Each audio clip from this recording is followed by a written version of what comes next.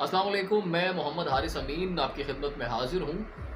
आज हम बात करेंगे पाकिस्तान की इंग्लैंड के ख़िलाफ़ जो दूसरा टी20 इंटरनेशनल मैच था उसमें कामयाबी पर।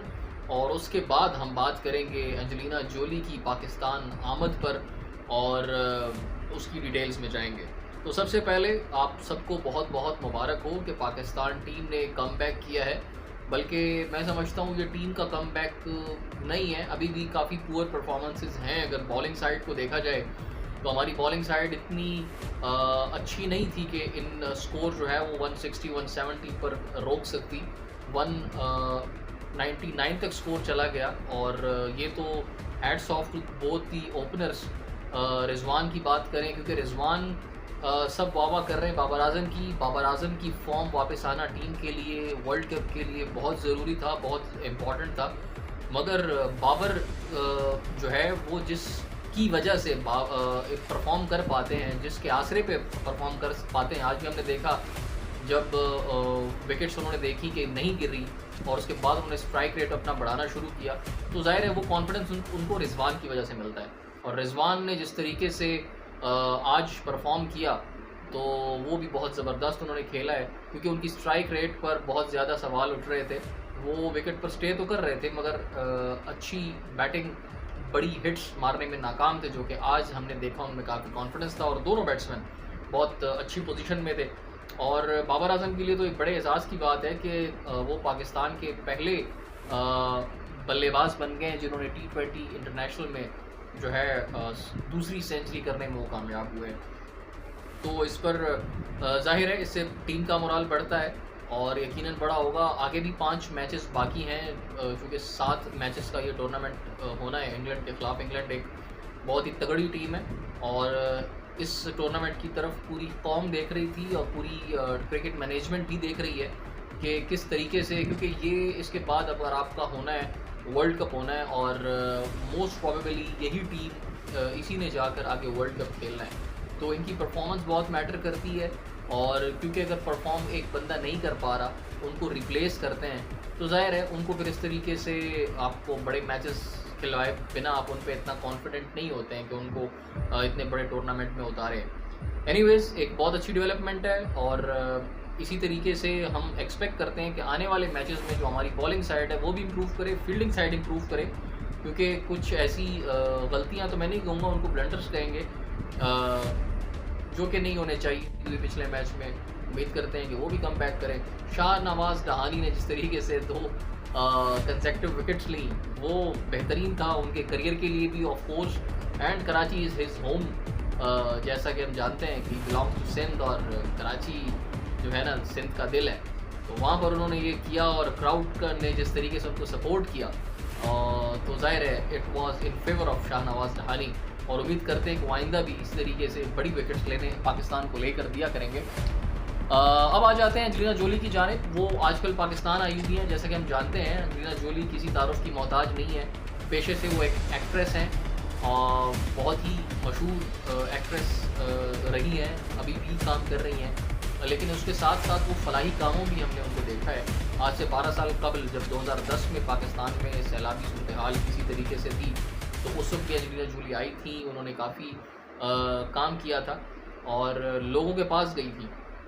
अच्छा, एक अहम बात यह है कि इस तरह की शख्सियात जब लोगों के पास जाती हैं तो नंबर 1 तो ये है कि कई लोग ये सवाल करते हैं कि इनके जाने का या इनके आने का क्या फ़ायदा है। मैंने अपने जैसे ही ये सैलाब की सूरत हाल पेश हुई थी, आई थी, उस वक्त मैंने एक वीलॉग में ये बात कही थी कि जो भी लोग हैं, जो सेलिब्रिटीज़ हैं, जो सियासी शख्सियात हैं, वो हर कोई अपनी डोमेन में रहकर अपना काम करे। स्पेशली जो सेलिब्रिटीज़ हैं और इसके अलावा जो एंकर्स हैं, जिनको लोग देखते हैं, चाहते हैं, सुनते हैं, उनको चाहिए कि वो आगे बढ़ें, क्योंकि उनकी अपील के ऊपर, उनकी आवाज़ के ऊपर लोग पैसा देते हैं, उन पर लोग ट्रस्ट करते हैं, उनसे लोग मोहब्बत करते हैं, उनकी बात पर यकीन करते हैं। तो एंजेलिना जोली का पाकिस्तान में आना भी बिल्कुल उसी तरीके से है। अगर हम देखें मिसाल के तौर पर, तो इमरान खान साहब अभी तक कोई तकरीबन 13 अरब से ज़ायद के पैसे इकट्ठे कर चुके हैं, रुपए इकट्ठे कर चुके हैं पाकिस्तानियों के लिए, इन्हीं फ्लड विक्टिम्स के लिए। तो उसकी मेन वजह क्या है कि उनका फेम इतना ज़्यादा है वर्ल्ड वाइड, उनकी फ़ैन फॉलोइंग इतनी ज़्यादा है, उनके फॉलोअर्स इतने ज़्यादा हैं कि वो उन पर ट्रस्ट करते हैं। उसकी मुख्तलिफ़ मिसालें हैं। शौकत खानम की वजह से लोग उन पर ट्रस्ट करते हैं, कुछ उनके डाई हार्ड फैंस हैं बिकॉज ऑफ क्रिकेट, और कुछ सियासत में उन पर बहुत ट्रस्ट करते हैं। तो एनीवेज एक है कि यार इमरान खान पैसे मांगेगा तो हम देंगे, इमरान खान अगर कहेगा तो हम ये करेंगे। इसी तरीके से एंजेलिना जोली के करोड़ों में मदाह हैं जो उनको चाहते हैं, जो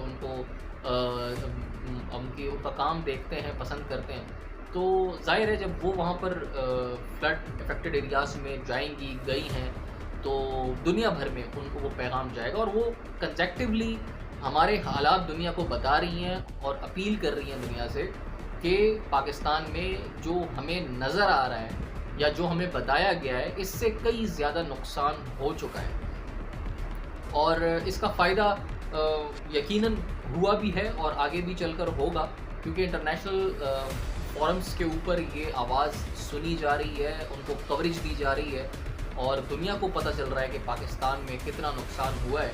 दुनिया ने पहले भी इस मौके पर मदद की है, और पाकिस्तान इस वक्त उस पोजीशन में नहीं है। हमने शुरू में भी ये बात की थी, एंजेलिना जोली ने भी यही बात अभी एक टीवी से बात करते हुए उन्होंने यही कहा कि पाकिस्तान के बस की बात नहीं है सॉरी, अकेले इस मामले को डील करना, इसको फेस करना, क्योंकि मैं अभी एक रिपोर्ट बना रहा था, वो जल्द आपके सामने भी मैं लेकर आऊँगा, जिसमें जितना नुकसान हमारा हुआ है, जितना इंफ्रास्ट्रक्चर हमारा तबाह हुआ है, तो उसको हमने देखा है। आप यकीन करें, मतलब एक 12,500 किलोमीटर से ज़ायद की सड़क आपकी जो है वो डैमेज हुई है, तबाह हुई है।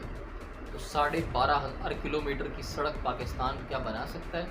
हम तो जब कहीं पर 4 किलोमीटर की सड़क बनानी होती है तो 4-4 साल हमें लग जाते हैं अप्रूवल्स के लिए, मुख्तलिफ लोगों की मिन्नतें करते हैं। तो इसका तो हमारे पास बजट ही नहीं है। ये तो फिर बात की बात है कि एक बजट जो लोगों ने जो आपको पैसा दिया है, दुनिया भर से पाकिस्तानियों ने खुद पैसा दिया है, दुनिया के बाकी लोगों ने पैसा दिया है, जब वो पैसा आएगा तो वो शफाफियत के साथ आगे जाकर यूटिलाइज हो, वहाँ पर इस्तेमाल हो, वो एक अलहदा टॉपिक है, एक अलहदा चैप्टर है। इस वक्त आपको वो पैसा तो चाहिए ना, पाकिस्तान के अंदर वो पैसा तो आए, उसके बाद आप उसको लगाने के लिए आपके पास प्लानिंग होनी चाहिए, उसको इस्तेमाल करने के लिए प्लानिंग होनी चाहिए। और दूसरी ये बात है कि आज शर्मिला फारूकी साहिबा का मैंने एक पोस्ट उनकी देखी, वो तनकीद कर रही थी हमारी जो पाकिस्तानी सेलिब्रिटीज़ हैं उनके ऊपर, कि भाई एंजेलिना जोली आ गई हैं और अमेरिका से आ गई हैं, और आप लोग यहाँ पाकिस्तान में बैठ कर भी इन सैलाब ज़दगान के पास नहीं गए।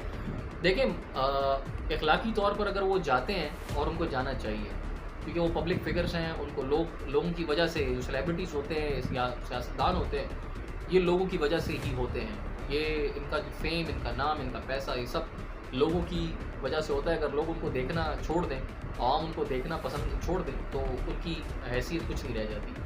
तो उनको करना चाहिए, लेकिन इसका मकसद हरगिज़ ये नहीं है कि आप अगर कोई बाहर से सेलिब्रिटी आ गई है तो आप अपने जो लोग हैं उनके ऊपर तनकीद कर।